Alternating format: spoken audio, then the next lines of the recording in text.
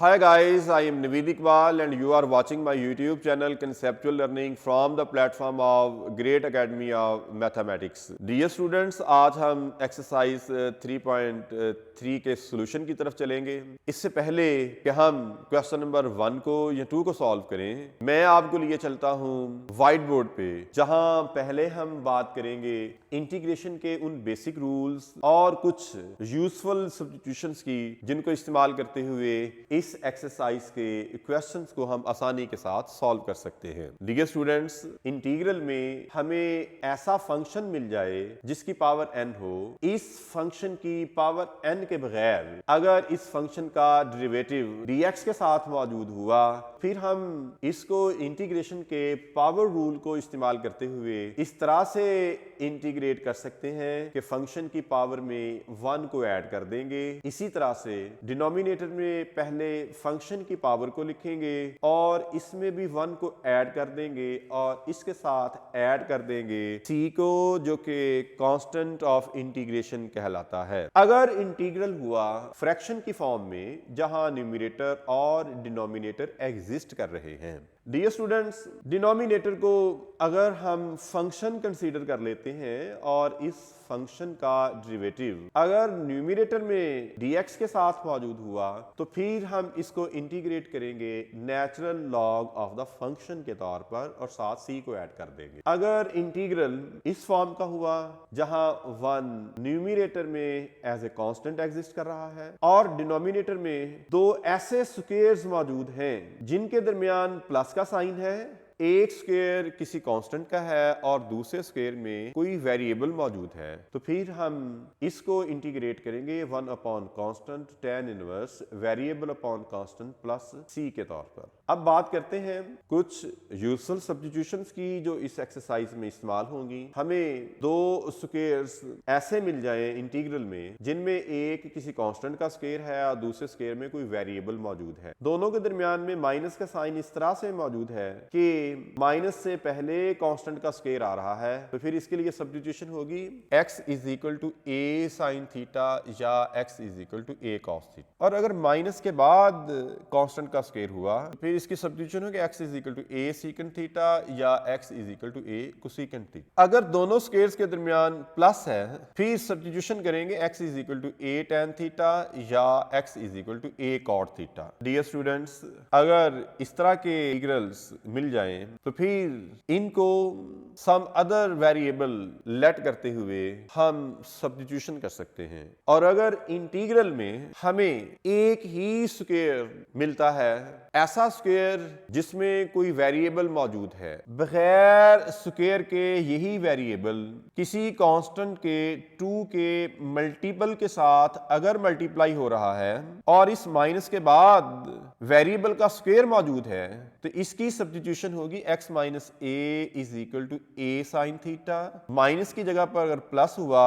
इसके लिए हम सब्स्टिट्यूशन करेंगे x plus a is equal to a second theta. Dear students, integration के इन बुनियादी रूल्स और यूजफुल सब्स्टिट्यूशंस को डिस्कस करने के बाद हम क्वेश्चन नंबर 1 के सॉल्यूशन की तरफ बढ़ते हैं और देखते हैं कि क्वेश्चन नंबर 1 को हम इंटीग्रेशन के किसी बेसिक रूल को इस्तेमाल करते हुए इंटीग्रेट कर सकेंगे या इसके लिए हमें किसी एप्रोप्रिएट सब्स्टिट्यूशन का इस्तेमाल करना होगा, या कि दोनों मेथड्स से हम इस क्वेश्चन को इंटीग्रेट कर सकेंगे। क्वेश्चन नंबर 1 है integral of minus 2x upon square root of 4 minus x square dx। सबसे पहले हम इसको सिंप्लीफाई करने की कोशिश करते हैं। सिंप्लीफाई करने पे ये minus 2x upon 4 minus x square to the power 1/2 बन जाएगा। Dear students, 4 minus x square जो कि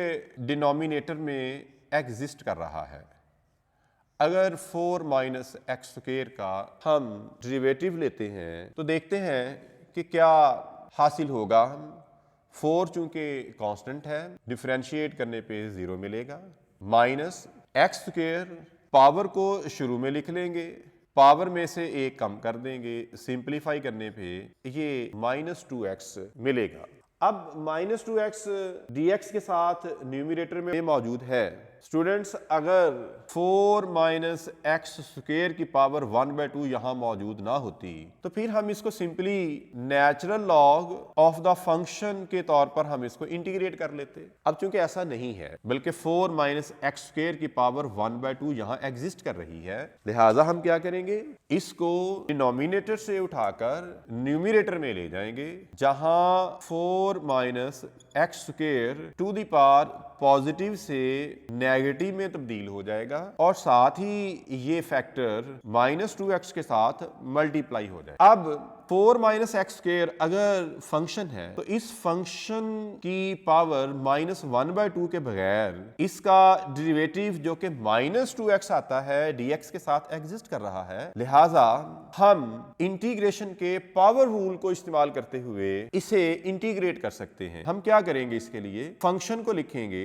फंक्शन की पावर में 1 को ऐड कर देंगे। इसी तरह से डिनोमिनेटर में पहले फंक्शन की पावर को लिखेंगे और इसमें भी 1 को ऐड कर देंगे और साथ इसके ऐड कर देंगे c को, जो कि कांस्टेंट ऑफ इंटीग्रेशन कहलाता है। जब हम इसको सिंपलीफाई करेंगे, 1 में से हाफ को माइनस करने पे हमें हाफ मिलेगा। 4 minus x square to the power 1/2 upon 1/2 plus c। 1/2 को डिनोमिनेटर से उठा के जब हम न्यूमरेटर में लेके आएंगे तो ये 4 minus x square to the power 1/2 के साथ मल्टीप्लाई हो जाएगा। अब 4 minus x square to the power 1/2 को हम रेडिकल फॉर्म में इस तरह से लिख सकते हैं, square root of 4 minus x square plus c। Dear students, integration के पावर रूल को इस्तेमाल करते हुए हमने क्वेश्चन नंबर 1 को कामयाबी से इंटीग्रेट कर लिया। अब चलते हैं इसी क्वेश्चन के किसी और सोल्यूशन की तरफ और देखते हैं कि क्या हम इसको सब्स्टिट्यूशन मेथड से भी सॉल्व कर सकते हैं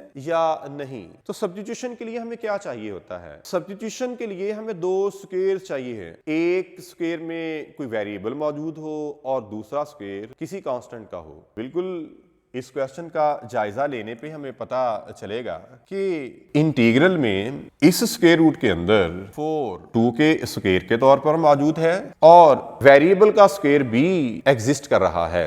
अब चूंकि दोनों स्क्वायर्स के दरमियान माइनस का साइन है तो इसके लिए जो एप्रोप्रिएट सब्स्टिट्यूशन होगी वो है x is equal to constant और इसके साथ ट्रिग्नोमेट्रिक फंक्शन लिखेंगे हम साइन थीटा। जहां x लिखा है वहां तो हम 2 साइन थीटा को लिख सकेंगे, लेकिन जहां dx लिखा है वहां हमें क्या लिखना होगा, इसके लिए इसको हम डिफरेंशिएट करेंगे with respect to theta both sides पे,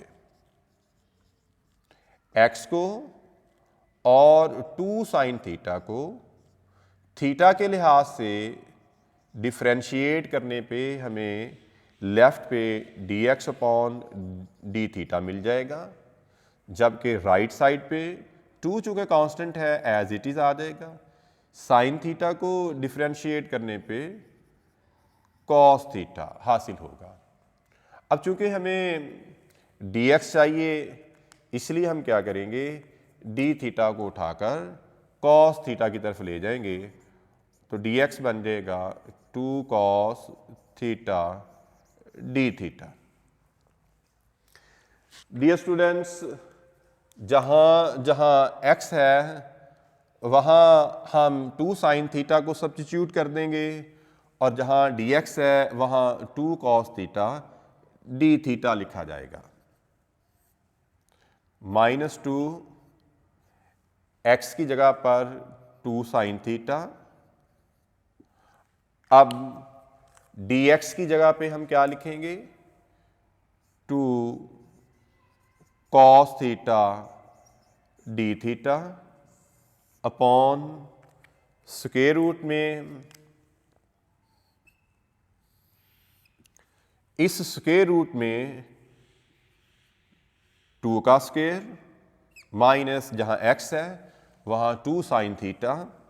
अब चूंकि x स्क्वायर की फॉर्म में है लिहाजा 2 भी स्क्वायर की फॉर्म में आ जाएगा और साइन थीटा भी स्क्वायर की फॉर्म में लिखा जाएगा। 2⁻², हम इसे सिंपलीफाई कर सकते हैं -4 के तौर पर ये भी 4 आ जाएगा, ये भी 4 आ जाएगा। 2 को 2 से मल्टीप्लाई करेंगे 4 और 4 को 2 से मल्टीप्लाई करेंगे 8, ये -8 sine theta cos theta d theta square root में 2 रेज़ टू पावर 2 4 माइनस ये भी 4 साइन स्क्वायर थीटा। यहां से 4 को हम कॉमन निकाल सकते हैं। Integral of -8 sine theta cos theta d theta upon 4 को कॉमन लेने पे स्क्वायर रूट में 1 माइनस साइन स्क्वायर थीटा रह जाएगा।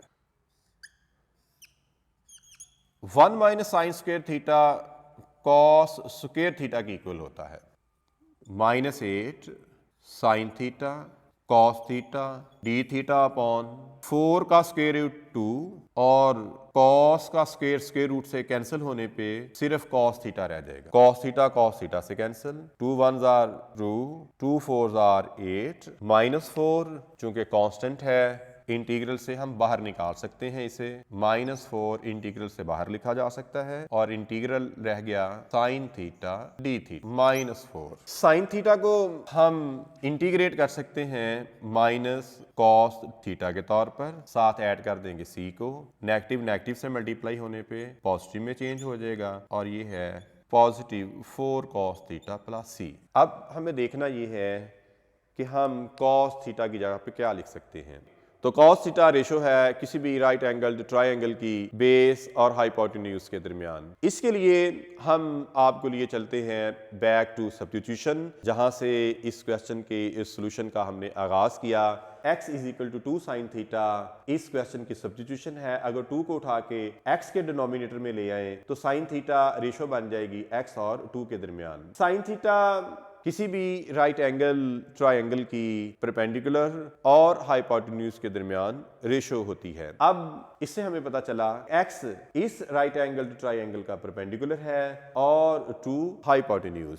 हमें फाइंड आउट करना है कॉस थीटा, और कॉस थीटा इस राइट एंगल ट्रायंगल की बेस और हाइपोटेन्यूज के दरमियान रेशो कहलाती है। अब बेस को चूंकि हम जानते नहीं हैं, बेस हमें फाइंड आउट करना पड़ेगी। इसके लिए हम पाइथागोरियन थ्योरम इस्तेमाल करेंगे। Pythagorean theorem says that if we know the 2 sides of any right angled triangle then we can find the third side by using the square of the hypotenuse that is always equal to the sum of the squares of perpendicular and base. हमें perpendicular का पता है, hypotenuse का पता है। Perpendicular क्या है? x है, x का स्क्वायर। हाइपोटेन्यूज कितना है? 2 है, 2 का स्क्वायर ले लेंगे। बेस क्या है? BC।